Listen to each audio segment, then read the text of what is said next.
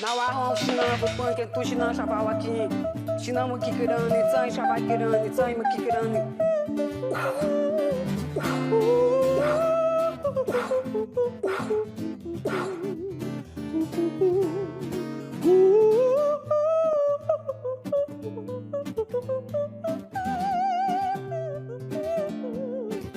Like a flower or a tree, I'll throw my head back and sing, I sing, I sing, I sing, I sing. L'uaiti est a pera, it's a pera.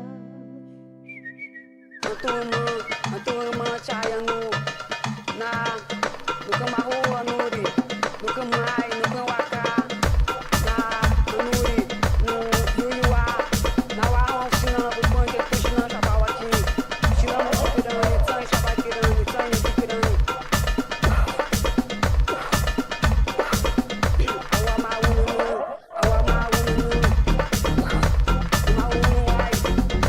wai sharai antuma chayanu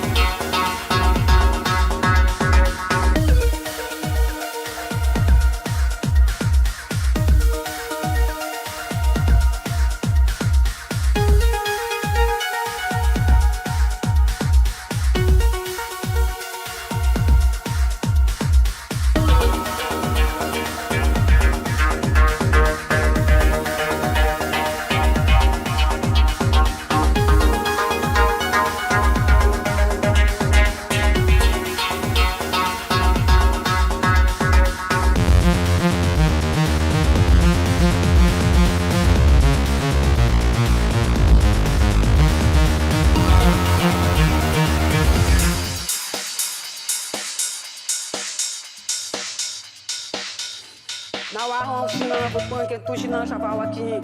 Shina mu kikirani tsai shava kirani tsai mu kikirani.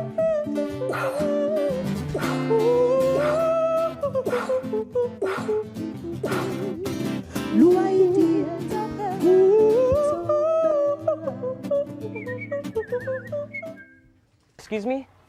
Yeah. My friend, he saw you, he thought you were very beautiful, he wanted to get your number. Oh my. Why? Oh my.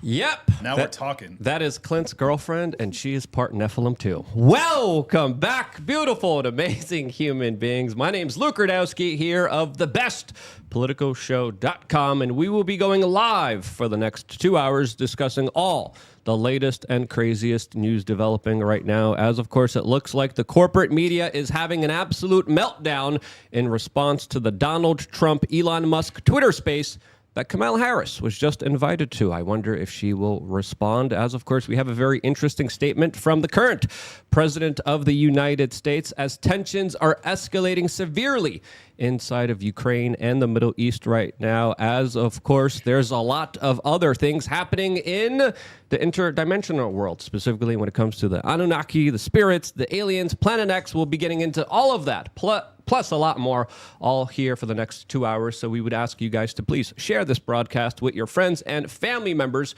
as of course it's more important than ever that you do that. You could also participate in the conversation, and one quick and easy way to do that is to sign up to lukeunfiltered.com. When you do that, you get access to a Telegram channel that I am in right now, and if you want to call in, you can in about an hour and a half from now.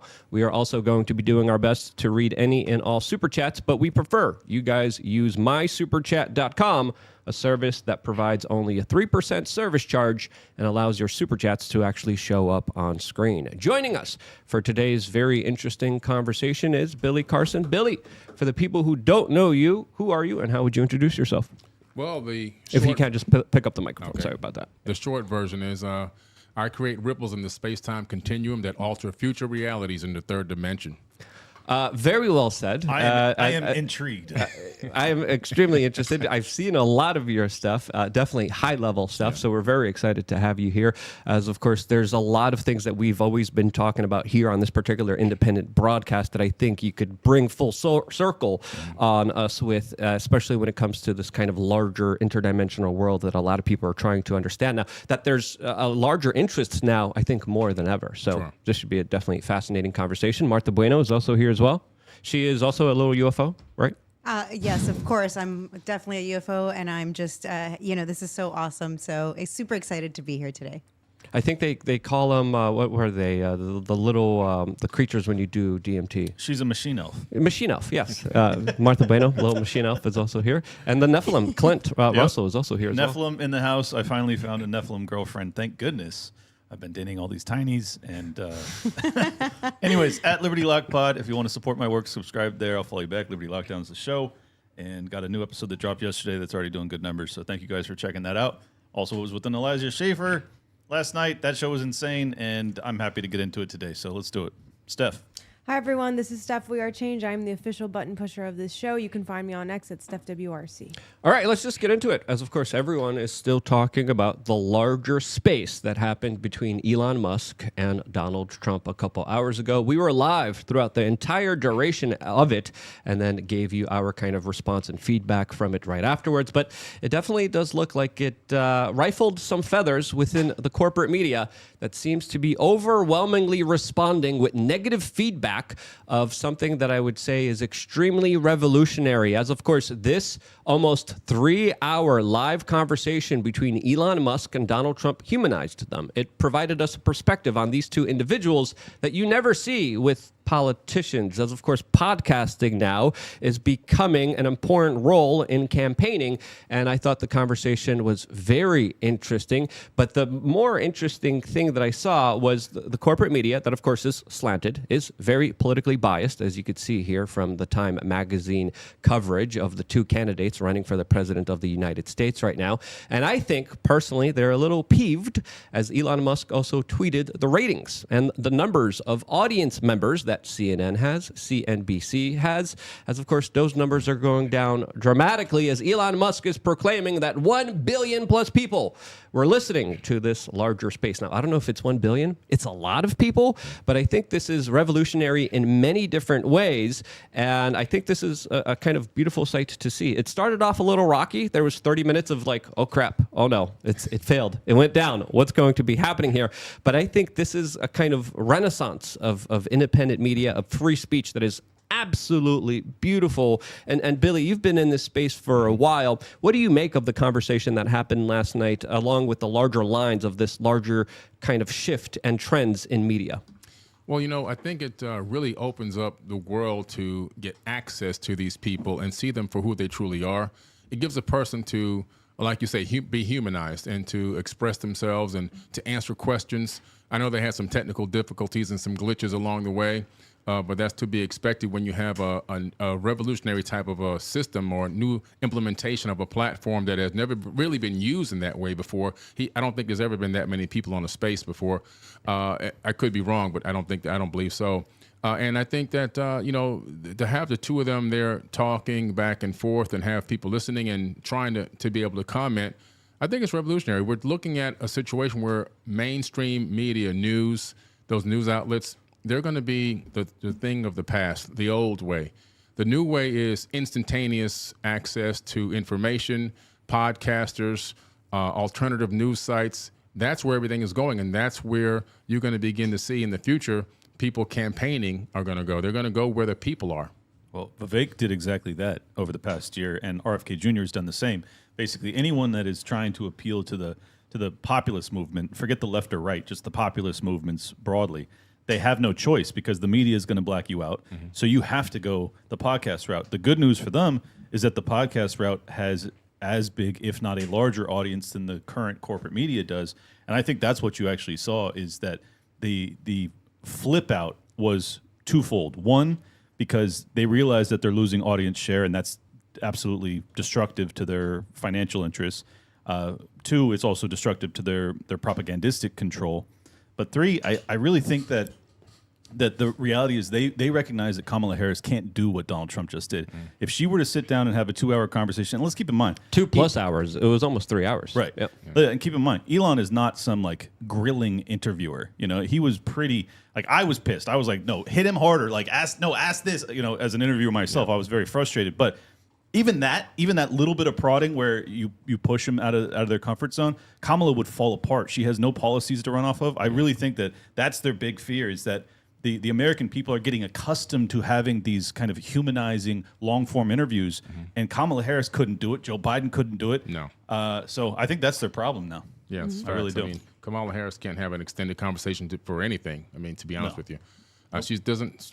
She put out an email, though, and a fundraising email at the same time, talking about the space, kind of poo-pooing the space and saying, Elon wouldn't have me on, so help me raise money. That's a lie. And it's like, well, Elon just tweeted that he would love to have you on. And as a matter 100%. Of fact, the space would be probably just as big because all of us that listen to Trump would definitely be there to listen to the train wreck that is Kamala.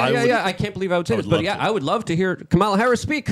As of course, she's not doing a lot of interviews. She's not doing any interviews at all. And when they do, and we saw this with the Biden administration, we saw journalists kind of come forward. They were speaking out and saying, the administration comes to you and they literally give you a piece of paper and saying, you're going to ask this, you're not going to deviate from this, and you're just going to be a PR puppet for us, and you're going to do what you're told. And the majority of the corporate media says, yes, master, we'll do it, no problems.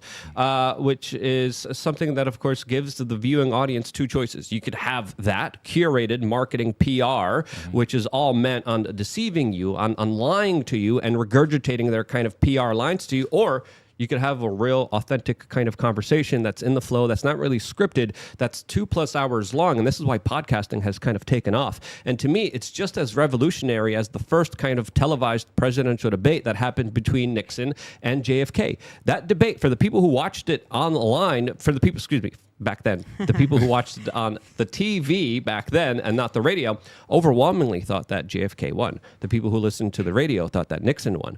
But this new kind of form of information that Twitter and the spaces and the podcasting platforms are kind of providing is something that is revolutionary, that is changing the game. And who knows? If the polls shift and Trump is going to be leading. I could see Kamala trying to do this, but I would also see this as a disastrous move since she has a lot of lines that she needs to regurgitate. She doesn't have any kind of campaign issues that she's campaigning on, and yet she still has the full support of the corporate media establishment. She has the full support of some influencers that are being paid off by her, which makes a lot of people question, where's the authenticity? Where's the realness? Where's the truth in these larger conversations? You ain't going to get it. Not with her. I don't think that you'll see a single, I don't think you'll see a single unscripted interview by Kamala Harris before November. I think it is so destructive to this entire PR narrative where they are completely remaking her in real time. She was known to be the least liked vice president in modern American history. She was polling worse, and we had Pence. Right. Yeah. And she was polling worse than Joe Biden. Yeah. I mean, and now they've ousted Joe Biden to put Kamala in there, and they've just basically bamboozled the American people who are so naive, it's unbelievable, into thinking that this is a viable option. I think that the only way you can maintain that charade with the naive people that are buying into it currently is to not allow her to have a long-form conversation, an unscripted conversation for the next 3 months. If they do, I don't think she can pass that test. I really don't. No. Well, it depends what they do to, fortify the efforts that, of course, are going to be happening in the next few weeks leading up to, of course, November 5th, which is going to be a major kind of deal. And to me, this is not just an election between Twitter and Google, not just between Kamala and Donald Trump, but also between the corporate media and independent media. And whoever wins, it's going to be the ultimate decider of their future. But I do believe, inevitably, the corporate media is going to go down.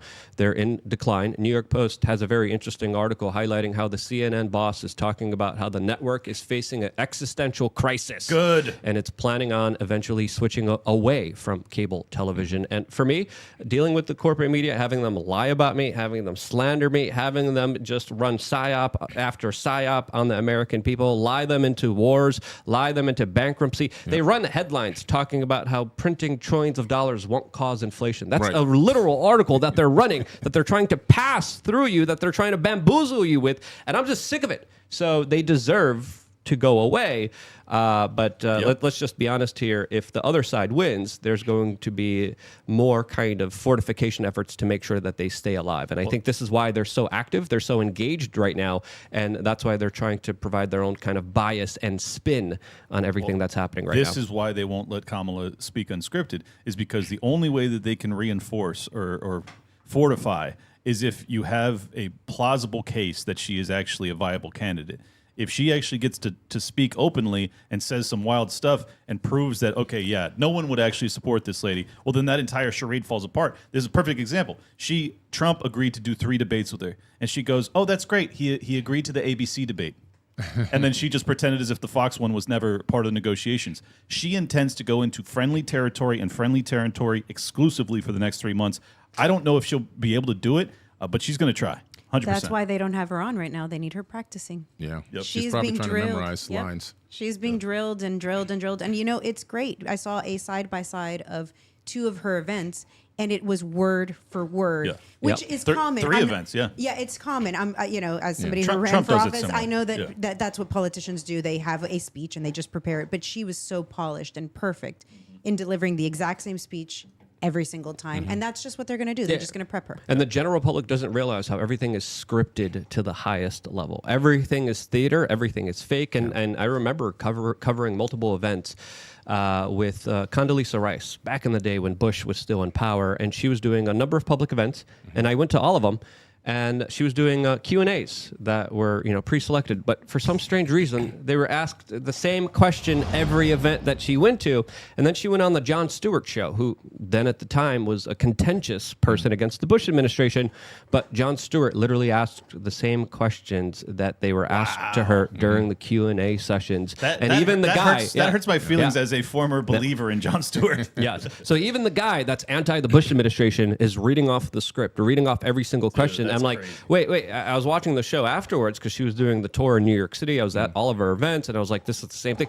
And I'm like, I'm hearing the same thing once again. I ran back my video, and I'm like, holy cow. Did you get access? No, You didn't I get to had ask to a force question? my way in there. Right. Well, that's Yeah. why, Luke, because that's exactly it. If you want access, you will play the game, and if not, then you're never going to get to ask a question. Yeah. Exactly. They just sound like broken records. They're just saying the same thing over and over. Then they program the population with these keywords. Like right now, the keyword is joy. Yep. And so everyone's bringing up the word joy. And every so many weeks, they come up with a new keyword, and every Weird. media outlet brings up these keywords in every sentence or every paragraph. It's all about programming. It's applied neuroscience. No, he's totally right. Absolutely. It's the GOP is weird, and the Democrats are joyful. And that's if you want joy in your life, you go Democrats. Right. If you want to be weird, go with those guys. Yeah. It's like it's just such. It's so. What if you want it's so- neither? Oh, I don't. But it's just so transparently manipulative. It's stunning to me that it works as well as it does. But it does work. It works because the human body is designed to take programming code. We are literally biological robots, and we operate on programming. You know, from the time that we were in gestation all the way till this current era, this current day, we operate on programming code. They understand the power of cymatic frequencies, and cymatics, which are the vibrations of the sounds that come out of people's mouths, and in this particular case, would be those words joy and weird. And we know that by hearing it over and over and over again, it will program you into believing that information just by hearing it multiple times. What is some people have described it as mass formation psychosis. Yes. And there's a form of rhythm kind of hypnosis that also happens through, of course, speech as well, that these people master. You saw Barack Obama and the governor of Pennsylvania also master this particular skill, speaking in a cadence, speaking in a tone that, of NLP. course, gets people convinced that what they're saying is truthful, it's correct. And this is the con that they play against the average person that falls for it, and they don't realize What's it. the difference in our programming at this table that it doesn't work on us? Well, what happens is certain people, and it's a very small percentage, but it's a growing percentage now, actually, thankfully, of people don't take the code. We tend to go against the grain, ask more questions. We have the power to reprogram ourselves. We have the power to unlearn and relearn. We have the power to question the narrative, whereas most people are in fear of questioning that narrative. For whatever reason in us, that fear mode, that fear gene has been turned off, and we don't have that fear. So we're able to question things. We're able to look deeper. We're able to ask questions and say, hey, this doesn't make any sense. It's not aligning with what this says. And we're able to go deeper on that. And some people just have that fear that's been programmed into them since birth, and they don't want to feel that feeling. They don't want to feel that emotion. They don't want to have that cortisol spike, so they go with what the general populace is and doing. institutionalized through public education systems Facts. as well. And fear is the major control vector, and David Icke speaks about this all the frickin' time, and he's absolutely right that there's certain vibrations and frequencies in this world, and they're tapping into the low vibrational ones to keep everyone compliant, to keep everyone down, to keep everyone acquiescing to the status quo, to the norms. And Hence really popular music. Yeah. But really moving away from fear is the solution, and it sounds hippy dippy, but love is the answer to a lot of this. Facts. Yeah. Absolute facts. Well, and it reminds me of some of the lectures that Jordan Peterson gave years ago, where he was talking about how there's like the defiant nature that exists within man. Like it makes you more of a like a hard ass, a gruff person to be around, but it's also kind of necessary if you're not going to be a dupe. Like you kind of have to have that formulation as a person. And he talked about these tests and the INTJ and all that stuff. And I haven't dug deep enough into it, but I'm just curious if like there's also a lot of similarities when it comes to being a libertarian and being one of those 4-letter categories. Like there's only like 2 of them that 90+% of libertarians fall into. So there's just something that's really hardwired into our DNA that actually creates not just who we are, but also our political leanings, who we end up in, like pair bonding. It's really, it's fascinating. Well, you could feel it. You could sense it. It's also kind of existential in a way as well, where you're around bad people. You feel bad. And these people operate on a low vibrational plane, and they rule in a low vibrational plane. And I think they're afraid of that being actually democratized, actually being revolutionized. And I think we're in this kind of make or break moment where finally we are having more and more conversations about the spiritual aspects of this than I think we ever had before. I mean, Billy, you would be the kind of expert on this, but to me, there has been a slow kind of awakening of humanity that they're desperately trying to control. And one of the best ways that they control it is through fear, but also through the suppression of free speech, which is their number one mortal enemy. Oh, absolutely. But like I say all the time, when you're born, you're given a name, a race, and a religion, and you spend the rest of your life defending a false identity. Most people don't even know who they truly are or what they really truly believe in. They were given being a Democrat or a Republican or whatever. They were given their religion. They were given their name. And so it's like, wow, what's really going on here. It's understanding that behind those categories that those labels that you've been given is a fear factor. And that fear factor allows you to be molded and bent. Just like when the global sickness happened on the planet, everyone acquiesced to whatever they wanted because we were in fear for our lives. It's the same exact scenario now. It's just in a different application, different area, different category. And we have to understand that fear will always hold you back, and fear is false evidence appearing real. Absolutely. For me, I think that the reason I rejected the fear programming in 2020 is because I have a hardwired fear that actually supersedes the fear that they were pushing on me. And my fear is of totalitarianism. And so as soon as I recognized that that's what they were going with, and I was like, well, it doesn't even matter what they have to say. It doesn't matter what the risk is when it comes to this airborne pathogen.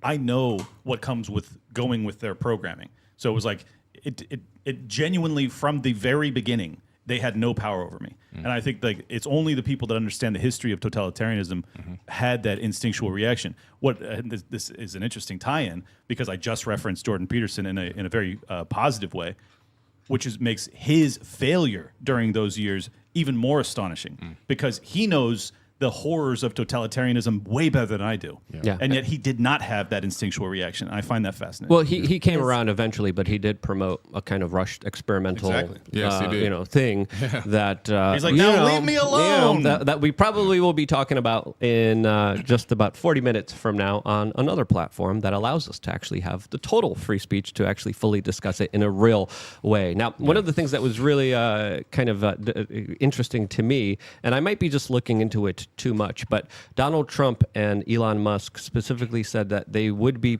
potentially talking in another realm when they were discussing the attempted assassination of Donald Trump. Am I looking too much into this, or do they maybe have knowledge of other realms around us? As of course Tucker Carlson has been talking about this for a very long time, describing interdimensional beings that are working with the U.S. government. So do you take more from that comment about them talking about the realm that they'll be talking to potentially if he wasn't alive on this physical world, or am I just extrapolating it too much? Well, you never know. I mean, there's so much going on these days. You can't discount anything. It could be possible that they may be talking about utilizing some type of technology to meet each other in a place, or it's almost like a digital skiff where information can be really coherent and sound and prevent and lock out anybody else or anything else from coming in to hear what their conversation is about. Or it could be multidimensional. Maybe there's more that, obviously Donald Trump being a former president, Elon Musk being the owner of SpaceX, and understanding what's really going on up there above our Earth and these skies in space. I think that he's probably had to sign a gag order in reference to some of the things that move around up there that the ISS used to capture on video. And there could be this agreement, there could be an understanding, or it could even be the fact that they may be in contact with multidimensionals or other dimensionals. And having these conversations and making that kind of a statement is kind of a bold thing to say, but it's almost like a code word to say we have a special place that we can conversate that no one else can get access to. Whether it's technological, whether it's spiritual, whether it's multidimensional, we don't really know. Yeah, when I was talking to Tucker Carlson, I made sure to talk about this specific one, since he made a lot of very kind of bold claims about the larger energetic kind of spiritual world that encompasses the potential of the U.S. government working with these types of entities as well. And he described a situation where there is a pact, there is a deal, and there are creatures that are not human that the U.S. government is working and collaborating with. Now, a lot of people said, oh, that's just woo-woo crazy stuff. But, just being in this world myself, having my own personal experiences, I think he's right on the money. Do you think he's correct, or do you think his kind of understanding of it from a religious aspect is not as important from the actual kind of spiritual, physical aspect? I think he's correct. First of all, there's three types of beings I believe that actually exist. One are physical, corporeal beings that exist not only on Earth, but also throughout the known universe. And then you have the interdimensionals. These are beings that exist in a higher dimensional plane of existence, and they could be responsible for a lot of paranormal activity, so to speak.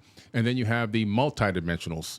And so I believe that there's different types of beings that exist, and I believe that life exists and permeates the entire known universe, including all 11 dimensions, as Michio Kaku says, they believe exists in theoretical physics.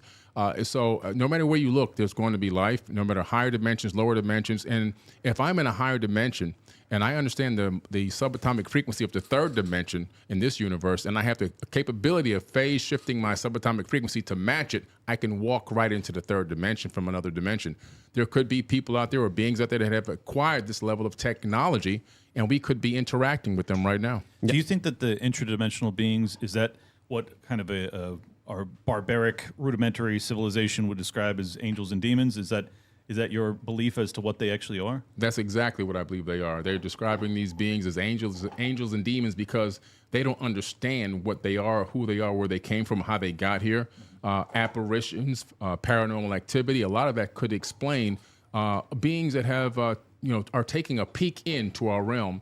And I believe something that I learned about maybe 8 years ago now, talking with Major Ed Dames, Project Stargate. He was a CIA operative that was in charge of the remote viewing for the United States. Yep. I trained with him for 2 days in Orlando, Florida, 16 hours total time. And at the end of that, our conversation was, he said, I asked him, are there any other remnants of these beings still here on Earth? And he said to me these exact words. He said that in Antarctica, there is a hole there about 30 meters wide, and there are beings living in there. He didn't say people or humans. He said beings living in there. The research facilities are all around. He said that these beings come and go as they please, and no country in the world can stop them. There's no government that can stop them. And they defy the laws of physics, and they're able to have craft that, of course, are able to, of course, fly through water just as easily as they're able to fly through air as well.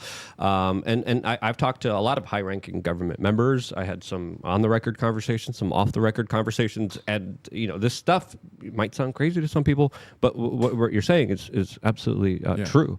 And I remember first hearing about this when I was still a teenager, and a friend of a family member gave me Behold a Pale Horse. And William Cooper, first thing in his book, describes this aircraft that you're describing that was able to, of course, fly through the oceans. He was a part of U.S. Naval Intelligence. I also had previous conversations with another head of former U.S. Naval Intelligence, which allegedly, according to a lot of sources, is the highest intelligence out there. And they also described a lot of this as well, which is earth-shattering stuff. But he gave us the stuff. videos too, the TikTok. Yeah, the Tic Tac video. And I've had Ashton Forbes on my show, Liberty Lockdown, twice. And this kid is going deep, like hard in the paint to try and understand the physics behind it. And he's 100% convinced that this is technology that, yes, it's probably interdimensional, but it's also possessed by the federal government and maybe even supranational government organizations. Who knows? But I'm curious what your thoughts are as to how have they so successfully maintained the secrets about was it Antarctica, you said? Yeah. How have they maintained those secrets, and why maintain the secret? Like, why not just be honest with the people? Is it so existentially dangerous? I don't understand. Their mission is to obtain technology that they can weaponize and monetize by any means necessary. Yeah. And that means propaganda to the general public. That means lying to the general public, saying, we don't know what it is. There's nobody here. We're the only ones that exist, so forth and so on. So they can continue to capitalize and create these weapons of mass destruction. Makes sense. That become these black budget projects that go with no congressional oversight. Makes sense. Yeah, and that's going to be the next topic that we're going to be talking about here, as, of course, there are a lot of different escalations happening right now in the world that a lot of people fear will get very serious and encompass the entire world. As, of course, WikiLeaks just tweeted out this video of the current president of the United States, Joe Biden, declaring that, we're not in war. But in reality, we kind of are. Here's a clip. I will keep working to ensure America remains strong and secure and the leader of the free world. I'm the first president in this century to report to the American people that the United States is not at war anywhere in the world.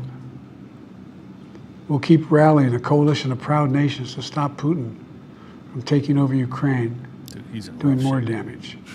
We'll keep NATO stronger, and I'll make it more powerful and more united than any time in all of our history. I'll keep doing the same for our allies in the Pacific. Yeah, technically he's right.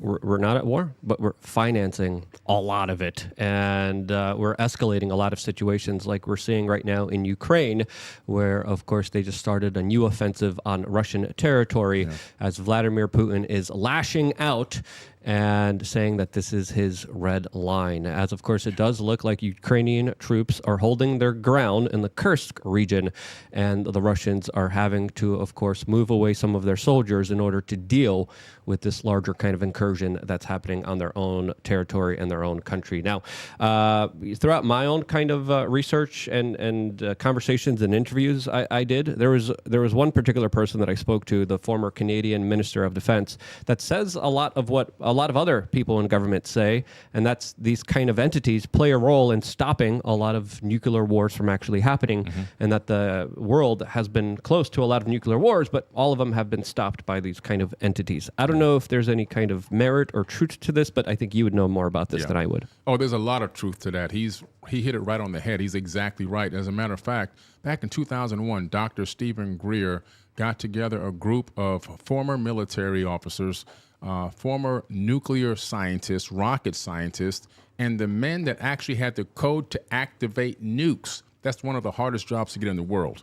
They came in on CNN Live in the middle of the afternoon for a press club in Washington, D.C., and they all came up and testified that these UFOs showed up in broad daylight while they were at their missile silos. They call them flights. These are nuclear flights, way out in the middle of nowhere, broad daylight, and they actually began to hack in and deactivate the nukes in broad daylight.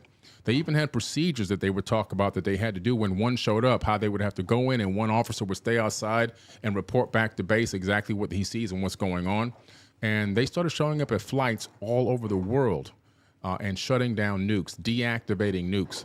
And so I think they were sending a message to us saying, hey, you guys are not going to split the atom on this planet again. You're not going to destroy this planet. We're letting you know that we have the power to shut this down, and we need this planet for whatever reason, whatever agenda they have, but they're not going to allow us to destroy ourselves. It sounds to me like it could be benevolent, not malevolent. Yes. Like it seems almost parental. Like it's what I would do if I saw two like warring ant tribes. I would just be like, hey guys, chill. Like, Either we're ignor good. them or step in and help. But Right. the question is then why are these governments maybe potentially working with them and then are so evil and destructive? So I also have heard this before, and I just it's hard for me to put them both on the same playing field. Yes. Like how are you benevolent in this case? Don't destroy yourselves. But then they help, governments and whatnot, potentially, Yeah, maybe. Those two lines of thinking seem to conflict. Absolutely. Yeah. We're talking about different groups. There's one main group that the former Minister of Defense of Canada that he mentioned talks about. There's a galactic federation, so to speak. But there are some other smaller groups. Yes, right? Crazy. And this guy's a G8 cabinet member, right? When he came active, when he made that statement. But then there's other smaller groups that are literally interacting with some governments outside of the parameters of their oath or whatever it is they actually have. They're violating like a prime directive, so to speak. And those are the ones that are dangerous. Okay. Yeah, I mean, I've been asking myself this a lot lately, simply because I follow these multiple proxy wars that we're in very closely. Not just for this show, but every show I do. I think it's really important. I think it's also existentially dangerous. And basically the conclusion I've come to, or at least a hypothesis that I'm working on, is that if you actually look at what happened throughout the Cold War, and you look what happened even after the Cold War, there was always this very serious tone, kind of a somber discussion that was held amongst the political class when it came to two nuclear powers coming to loggerheads. It was basically the one thing that they took really seriously. If Iraq gets out of line, sure, bomb them. Who cares? Iran, same thing. Any other country in Africa, blow them away. Doesn't matter. Latin America, who cares? Oh, nuclear power? You don't intervene in the business of a nuclear power with another nuclear power. You don't ever do that. Over the past few years, that has completely been thrown out the window. Yes. China, Russia, all of the biggest nuclear powers. Pakistan, France, which India. has nukes. Pakistan, India. I mean, and then Israel probably. And I just, that tells me that perhaps they think that either A, they do not have access to the nuclear arsenal and therefore there is no risk of nuclear war, maybe, or B, they have additional technologies that supersede nuclear capacity, in which case they think that they can dominate even in that realm. either of those options are very concerning to me. I'm curious what you think. Well, I think they have something now called the Rods from God, which was a DARPA project. And these are... That sounds ominous. Yeah. So it's 20-foot tungsten steel rods that are in a satellite above the Earth in a geostationary orbit. They can position them anywhere they want in the world on a drop of a dime. And they can drop a tungsten steel rod, and with pinpoint accuracy, they can destroy an entire city with no nuclear fallout. Whoa. And these are just hovering right above our heads right now. Lahaina, anyone? Lord Jesus. Yeah, I heard conflicting reports on that. I heard that they might be real, they might not be real, but if they are real, we probably won't know anything about them. As of course, U.S. military tech is usually 30 years more advanced than what we actually know for it to be capable of being able to do. Now, the kind of conflicting points of view that I'm kind of getting from all the information that I'm gathering myself is that there's some aliens out there that are preventing nuclear war, but there's also some kind of entities that want a blood sacrifice, that want politicians to start wars, to do a culling. And we saw this in other past civilizations where they would sacrifice individuals in order to appease the larger kind of gods out there. We saw this on a basic term in Latin America to the sun god, but we've seen this kind of repeated. And some people believe that these wars are kind of ritualistic sacrifices. Is there any merit to that, or is that, again, just out there? Well, I think there's merit to it. If you go back thousands of years, you see this history has been repeating itself over and over and over again. What's going on now is actually nothing new. There's nothing new under the sun. This is only being redone.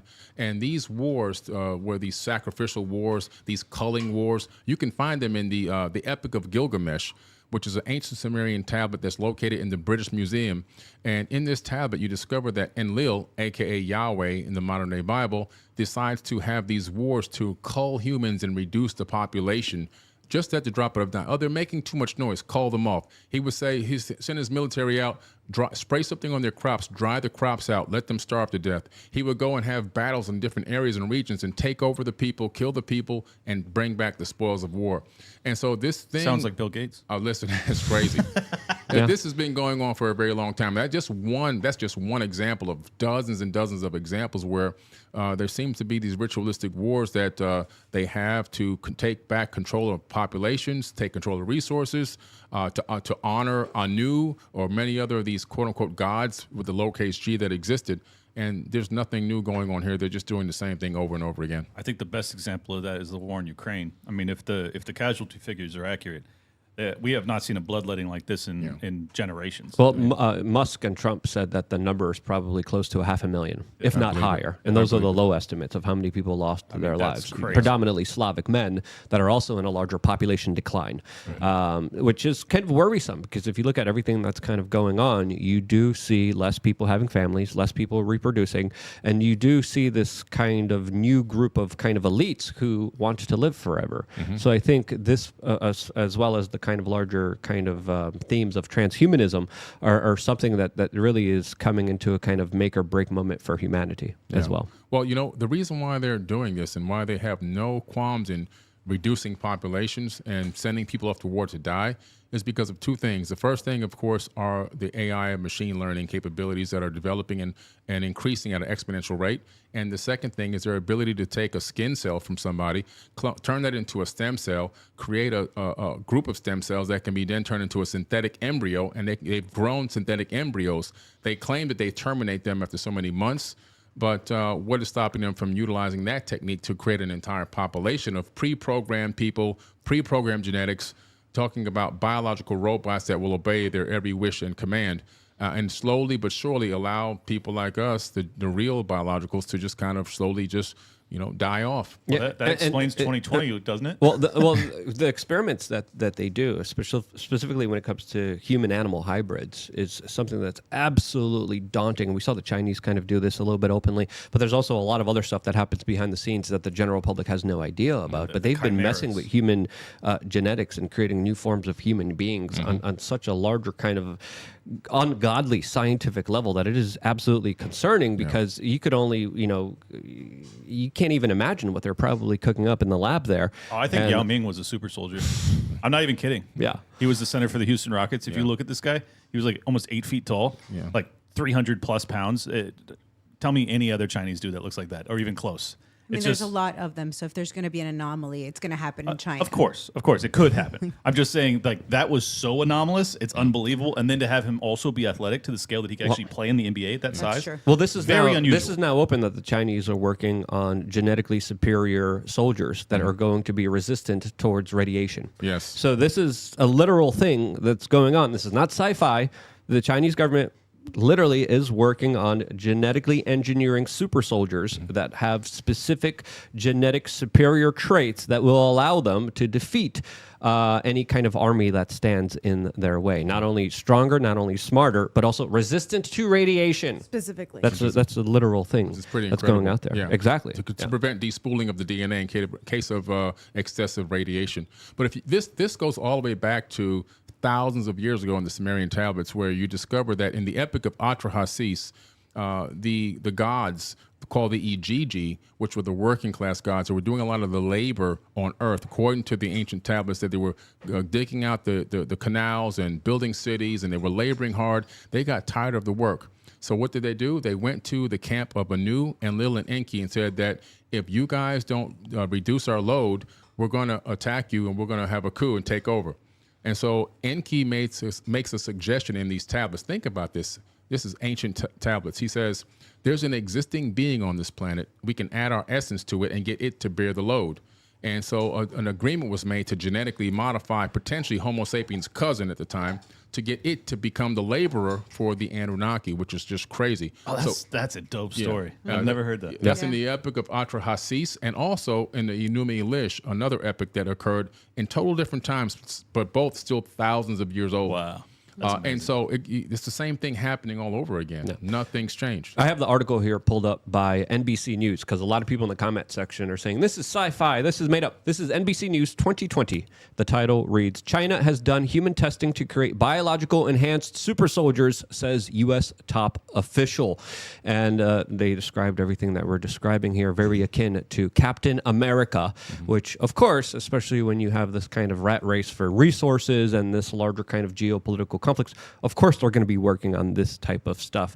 As we have seen modern warfare in Ukraine be absolutely devastating. They're using drones, but imagine the capabilities that they still have hidden for the real kind of conflict that could unfold, that they'll be utilizing to their full extent, as of course you can only imagine what's going to be kind of happening next year. The first brain chips from Elon Musk or whoever else, I would bet dollars to donuts that's going to be put into the minds of either willingly or unwillingly U.S. soldiers. Oh, I would, if it's not already happening in a testing phase, because whoever gets soldiers that are basically superhuman first is going to be at such an advantage. Well, listen to what they have. DARPA has a project called the Avatar Project. And in the Avatar Project, they take a soldier that's in an underground bunker and they connect his consciousness to a field robot that's a real super soldier. What? Through a symbiotic mind meld. And the only thing that happens to the I've soldier seen that when movie. the robot dies, Exactly. when the robot dies, the soldier's still alive because it just breaks the consciousness link. Look it up, the Avatar Project, That's DARPA. crazy, dude. Yeah. No, it's absolutely real. And it's absolutely next level type of stuff that, the average person doesn't really kind of think about, especially when it comes to the larger consequences of it. As I think it's fair to say that a lot of elites are essentially making themselves gods through technological advancement. Facts. And this is a dangerous point to be in history, as of course they perceive, even openly, that there's a lot of useless eaters out there. And they're talking about implementing a UBI, a universal basic income, essentially communism on a large scale. And what we could kind of see happening right now is this kind of slow walk towards it. They take two steps forwards, one step back, but I think that they want it to happen because they have such great technological means that this is the only kind of way that society could operate for them. I think that the mistake, or like people don't ever unpack this idea. The reason it's so dangerous to have some of the most wealthy, most powerful, politically dominating figures in the life extension or living forever movement is so dangerous. It's not so much that it's like dangerous to want to extend your life. I think like most of us want that. What becomes dangerous is that like what makes you human is the temporal nature of your existence. If you lose that, particularly in a leadership role, it removes the existential threat that persists with every decision you might make over the people that you rule over. So once these people actually believe that they are gods, that's when really dangerous. And this stuff is why I believe we're on a slow pathway towards communism. This is why I believe there's also a depopulation agenda that's slowly culling the local population, because I think they already have the tech.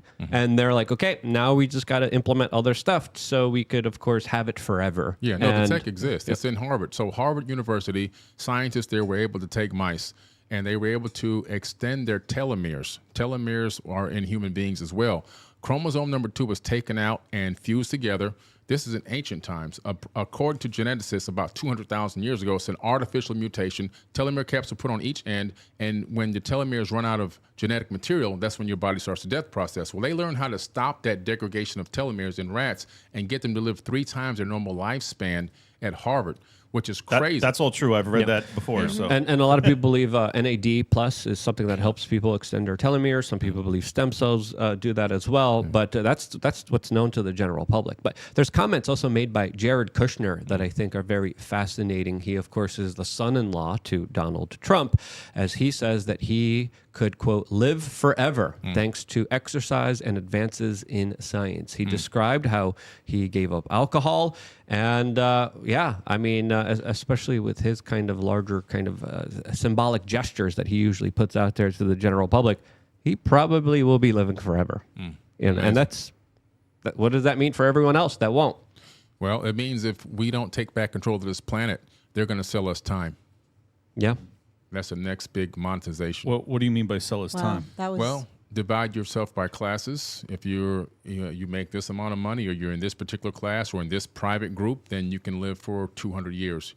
You didn't quite make it there. Maybe you only live for 100. You're lower class or poor. Okay. We'll give you 50. Even if you want to get to 100, you got to pay extra. So sell us time as in additional time. Yeah, of existing. Of existence. Wow. Yeah. That's I mean, it's interesting. sort of happening now, right? It depends on your economic possibilities, the type of healthcare you get. And so, 100 years ago, everybody got kind of the same services, and now you can pay and have your entire body scanned, and you can pay to have, and that's happening now. So yeah, it's gonna. And it is true. I mean, it's extraordinarily cost prohibitive. What's amazing to me That's is why if you're rich, you're gonna get to live to 200. And if you're poor, you're going to be conscripted into the Ukrainian military and sent to the front lines to fight these robot wars, as drones are literally flying in and taking your life, which is absolutely ridiculous. As we also have the article here, the breaking news just coming in right now, that the United States approved $20 billion in weapon sales to Israel, as of course the situation there is escalating very quickly, as we also have other breaking news talking about a massive rocket barrage from Lebanon that is striking Israel right now. There's also an American base in Syria that is also allegedly under attack by missile attacks. And this is going to cost a lot of human lives. This is also going to wreck the economy. And to me, this war is absolutely pointless. It needs to stop immediately. I just really want to drive home the fact that, like, every time we do one of these rundowns and they say bombs here and missiles here and troops movements here. But we're not in a war, according to Joe Biden. We're not in a war. Here's the key takeaway, though, is that one of these times we're going to be describing the beginning of World War III, and none of us are going to know it. Right. We could already be in it. This We could probably be that. are And in every it. time we've done this, it could have been it, and we won't know until it's too late. And this is why it's so extraordinarily dangerous to continue to persist on this path. And every single politician that's responsible for these escalations, and yes, Donald Trump owns some of the escalations himself, ought to be held to account for these. These are super dangerous and totally unnecessary. I don't understand how anybody perceives this to be a benefit to the average person. It's so dangerous. I agree 1,000%. In 2016, America signed an MOU, a memorandum of understanding with Israel, to give them $38 billion over the course of X amount of years. So every year they give them about $3.8 billion or so. But in that agreement, it's so they can buy weapons from us, buy military tanks from us, buy missiles from us. All that money's got to come right back to us. So they siphon the money from the taxpayers. Right, so they got free money. They send them this money, and then they make profit back, by having the people giving them back the money they sent out, so they can, make money in weapons of war. It's funding war. And then you send the U.S. troops, which are U.S. taxpayers, who have just been robbed to fund these weapons of war. Then you send them to the front lines to fight on behalf of Israel. I don't know how anybody looks at that and says, like, that's okay. Right. That's a good thing. But yet there's And when we run out of willing participants, they're going to conscript you and conscript your kids. And now we're going to conscript your daughters. Right. So, I mean, Everybody. If you're not politically connected, everybody is in jeopardy. Yeah. And it just doesn't seem as if people are actually perceiving this with the level of seriousness that it deserves. Right. Is there any way to stop this from your research? Is there any way to address this? Because we've been fighting on the front lines of independent media. I've always been anti-war. Yeah. I've always been pro-free speech. My principles have never changed. I had Bill O'Reilly call me a jihad-loving liberal. I had Chris Matthews call me a right-wing racist teabagger. Oh, man. But I've never changed. And I think, getting these messages out is important. But is it enough? Is there anything else we could do on a deeper kind of energetic, spiritual, or real physical level in order to address the larger kind of implementing totalitarianism, communism, and depopulation agenda that's out there? The only thing that we can do is continue to reach out with shows like yours and mine and many others that continue to reach out and try to tap into the mind of the youth and get them to see things a little differently, get them to ask questions and get them to realize that, for example, if I join the military, I could be going into a war that's going to give me the command to kill somebody who's sitting behind a room in a $10,000 suit, who's never going to get an injury, who's never going to put himself at risk. And why am I going to these wars? To make somebody else profit. We just have to continue to talk this and preach this and show people like, hey, it doesn't make any sense. Ultimately, the only way to get out of these wars is for the people that are actually on the front lines fighting them to just simply say no. Not only them, but again, the world. When we wake up as people and realize that there's been this huge divide and conquer tactic separating us and keeping us at bay from one another, whether it's religion, whether it's your race, or whatever it is, your political side, when we realize that that's all fake and garbage and we all come together in unity and love, and we begin to love one another and realize that we're not going to take an order from an oligarch to go out there and kill our brother and sister, that's when it's going to change. And until that day happens, unfortunately, we're going to continue to see this. Yeah, there's a lot of acquiescence. There's a lot of compliance. There's a lot of people just going along with the trend, doing what they're told. And that, to me, is a recipe for disaster. As, of course, the people who follow it are the biggest victims of it. And we're kind of screaming here like, hey, guys, like stop going on this pathway that's leading to utter destruction of the entire Western world. And I hope it's enough, but it definitely does seem like it's kind of darkest before the dawn. It definitely does seem like times are very difficult right now. And I don't know if you could tie into any kind of other time in civilization or history where we were at a very similar moment, because there's a lot of things about history that are also propaganda. If you think the TV is spreading fake news, wait until you find out about history. Are there any moments in history that tie in to potentially the larger threat that we're facing now? Well, there's a lot of times in history where mankind shouldn't have made it. Even just biologically, the bubonic plague, the Black Plague, the Spanish flu. But then let's go to some things that were implemented by people, like the Papal Inquisitions, which literally went and killed and tortured over 80 million people. And they're so proud of it, they have museums to showcase their torture tools. The American Holocaust, 111 million indigenous peoples all across the Americas killed over the course of 70 years. That's never talked about. So there's a lot of times that have been really dark for the world, for mankind on this planet. Obviously, right now we're seeing some dark days with these forever wars and these oligarchs funding both sides of every war. But man, I just tell you, I'm a little optimistic. I'm not going to lie. I'm a little optimistic because I don't think now is not going to make a big change. But if we keep pushing over time, maybe within the next 20 years, we could see a difference. But we're on a precipice. We can fall to the left or the right.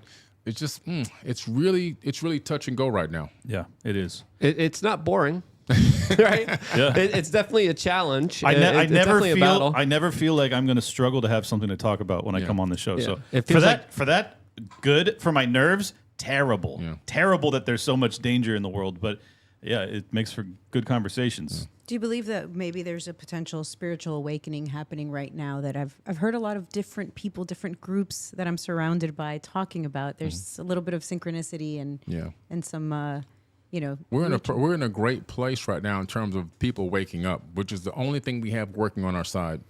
There's been so many people in droves now finally starting to open their eyes and see behind the veil. And this, to me, is the biggest in a long time. We're in the Kali Yuga cycle. Right now, I believe that we're in the Tetra Yuga, which is the beginning of a silver age, as we're heading back into the age of Aquarius, which starts in 2025. So we're in a great place right now in terms of people asking questions, waking up, becoming more resilient, becoming more rebellious in the right way. And I think that if we can continue to nurture that and continue to feed them with knowledge and information and keep them researching, we can see a significant shift on this planet. I hate to bring this into something as seemingly less important when it comes to American politics. But I genuinely believe in looking at this election, despite the fact that I am not and have never been a Trump supporter, that this is really a litmus test on the waking up process for the American people. And it's, again, not even that I think like Kamala Harris is this particularly unique evil in our history. However, she is the chosen one of the establishment in every single facet, including the media, all the way through every political apparatus you can imagine. Trump is the obvious outsider, at least they're portraying him to be. Do you think that the outcome of this election in November will like dictate or signal to us how many people are waking up? Oh yeah, you're going to see when it comes down to it what really is going on in terms of the numbers of people that are actually conscious. Yeah. You know, obviously the Electoral College ultimately picks the winner. So presidents are selected, not elected, in my personal opinion. And so if they have a way to put somebody in office that's going to allow them to continue to run their agendas and continue to monetize war, monetize people, right, you know, the sweat off the people's backs, they'll do it. You know, so it's going to be, I'm really curious to see how this is going to unfold. Me too, is man. Really not just, a weird time. Not just the outcome, but also the response of the people. Because, like, you know, either direction, it's going to be bedlam. Yeah, this simulation game's pretty fun. Yeah. right? It's not boring. Steph, we have a couple of mysuperchats.com. Let's read some of them right now. We also have a couple super chats. One from Dogboy saying, it's chats like these that make me glad that I'm 66. We got another one from Based Joe. He's saying he's happy he gets to die soon? Yeah, he's ready to check out. He's like, this is not my fight. I thought it was Sorry, a good people. conversation. He's saying because it's saying scary. Because he doesn't it's have to deal scary. with it. Yeah. Well, Don't worry, the Clint. It's not about truth shouldn't be scary. It's fascinating and it's interesting, and I always have this kind of deep hunger to find everything out as much as I can. Same. And having that hunger is, I think, one of the keys towards a meaningful life. Based Joe says Nate Robinson swatted the ish out of Yao Ming. Yes, he did. I remember that moment. And then we got Dennis Bennett saying, is your guest with the work of Dr. Michael Heiser for his book, The Unseen Realm, or his other book, The Facade? He was the scholar in Reticence for Logos Bible software Familiar before with he passed. I'm not familiar with that author, Okay, and I've got a lot of books, but I haven't heard of that one. I'll look that one up now. Base Joe just says, I'm here to give Steph my money. Steph, keep going after the mysuperchats.com, please.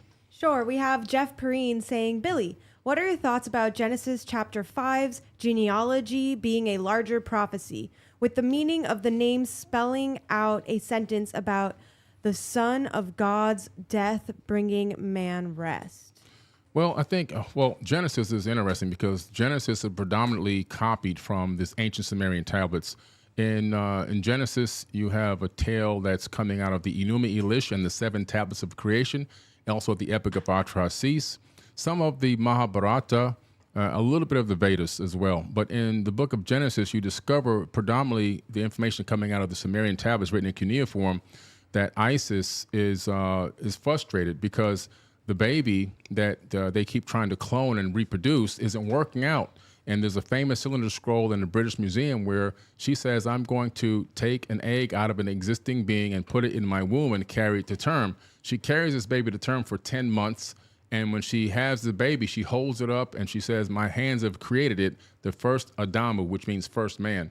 And then that begins the Genesis where they start naming all of the different people and all the bloodlines. And that's where you get the generations of Isis, or the Genesis, the Gen-Isis. That's what Genesis is. It's the generations of Isis. That's crazy. I never heard any of this. Keep going, Steph. We're short on time. All right, we have Blessed Be saying, explain the significance of the Shar in ancient Sumerian texts, particularly John Jackson and Alexander Polyhister, who calculated them as days rather than years. 432,000 Shars might actually represent 1,200 years on a 360-day Sumerian calendar. That's an absolute fact, that they came up with their own understanding of the Shar. Now, to give everybody an idea, a Shar is 3,600 years. According to the ancient Sumerians, 3,600 years would be 1 year to some of these quote-unquote gods. And in the Sumerian Kings list, which is located in the Ashmolean Museum in Oxford, England, I visited it, there's a tablet there. And on the tablet, some kings ruled for 28,800 years. Some kings ruled for 14,000 years, 36,000 years. one man at a time. There even were a few women as well. Until the Great Flood occurred, then those time frames went down. The years of their lives went down. But these couple of gentlemen that this person mentioned, they come up with their own ideology about what the Shah meant outside of what scholars, and I'm talking about dozens of scholars, have come up with the same thing. Even the British Museum, who's hardcore mainstream, say that the Shah is 3,600 years. So these two guys are kind of on the outside, coming with their own ideology about what a Shah is and trying to reduce the years for whatever reason. It really doesn't make any sense to me, but I'm going to go with dozens of authors, dozens of scholars and translators that have been putting work in for decades, some before I was even born, and what their records attribute to the Shah. Just really quick, because we have a lot of other super chats and mysuperchats.com, follow-up. but you're gonna have to follow up. I also have a lot of other questions going down the rabbit hole. We already are in the rabbit hole. We're gonna go a little bit deeper on the next platform that, of course, has us on the front page right now, and the conversation will, of course, continue over there. Once you go to the platform, we are there, the first pick on the front page. So make sure to, of course, go there, as of course this conversation continues on for another hour. Before moving away from this platform, Billy, where can people find out more information about you?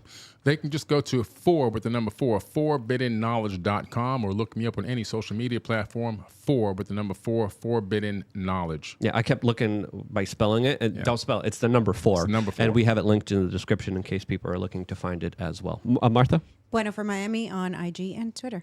Liberty Lockdown on Instagram, at Liberty Lockpod on X. Liberty Lockdown is the show on YouTube. New episode dropped yesterday. It's a banger. Check it out. Steph, We Are Change on Instagram, Steph WRC on X. Let's go. I know you have a bunch of questions too, Steph, so feel free to interrupt anytime as well. I think we already have a caller from a member of LukeUnfiltered.com, so you guys could also call in potentially tomorrow. Who's on tomorrow again, Steph? Dr. Kate Shanahan. Yeah, Kate Shanahan is on tomorrow, 6 p.m. Eastern.